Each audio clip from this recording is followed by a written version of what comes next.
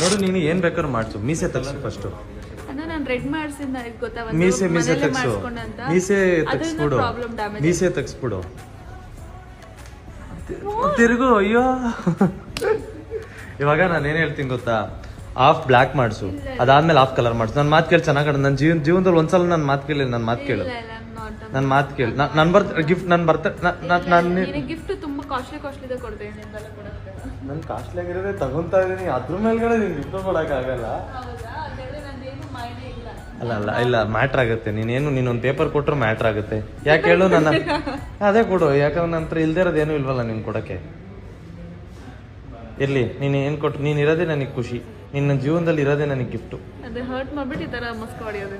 ಏನೋ ಒಂದು ಹೇಳ್ಬೇಕು. ನಿನ್ನ ಕೌಂಟ್ರ್ ನೀನ್ ನನಗೆ ಕೊಟ್ಟಾಗ ನಾನು ತಗೊಂಡ್ಬಿಟ್ರೆ ಪೀಪಲ್ ನನ್ನ ಫ್ಯಾನ್ಸ್ ಬೇಜಾರಾಗ್ತಾರೆ. ಬಾಸ್, ನಮ್ ಬಾಸ್ ಹವಾ ಕಡಿಮೆ ಆಗ್ಬಿಟ್ಟೈತೆ ಅಂತ ಅನ್ಬಾರ್ದಲ್ಲ, ಅದಕ್ಕೋಸ್ಕರ.